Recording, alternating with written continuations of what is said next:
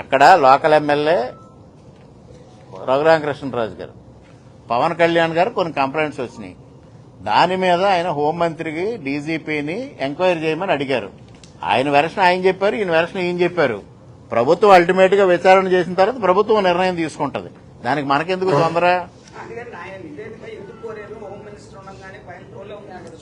ఏమండి, కేబినెట్ లో మీకు సంగతి తెలుసో లేదో, కేబినెట్ మినిస్టర్ ఎవరైనా సరే ఏ డిపార్ట్మెంట్ ఫైల్ అయిన మీద కామెంట్ రాయొచ్చు. అది దయించి అందరూ తెలుసుకోవాల్సిన విషయం.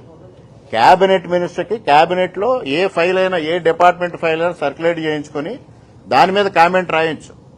ఈ డిపార్ట్మెంట్కే పరిమితం, ఈ డిపార్ట్మెంట్ పరిమితం అనేది అవగాహన రాహిత్యం. దయించి మీరు మేధావులు, మీరు ముందుగా అర్థం చేసుకోమని కోరుతా ఉన్నా.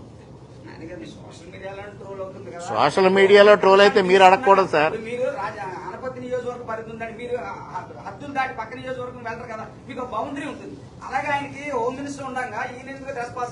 నేను చెప్పా, ట్రెస్పాస్ అనే పదం తప్పు. రాజ్యాంగం ఏం చెప్పింది? ఎమ్మెల్యే అంటే కాన్స్టిట్యున్సీకి పరిమితం కాదు, రాష్ట్రంలో ఎక్కడ ఏ సమస్య ఉన్నా ప్రస్తావించవచ్చు. కాకపోతే ఒకళ్ళకొకళ్ళు క్లాష్ రాకుండా ఉండటం కోసం పార్టీల నిబంధనలు పెట్టుకున్నాయి. నీ కాన్స్టిట్యున్సీకి నువ్వు పరిమితం అవ్వు, ఈ కాన్స్టిట్యున్సీకి అని.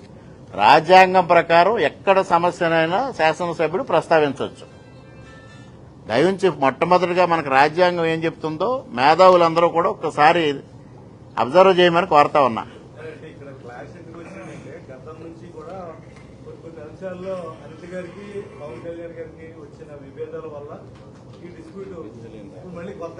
అంటే ఏమీ లేదు సార్, ఎక్కడైనా సమస్య ఎక్కడొస్తుంది? శాంతి భద్రత సమస్య మీదే ఎక్కడైనా డిఫరెన్స్ ఆఫ్ ఒపీనియన్స్ వస్తాయి.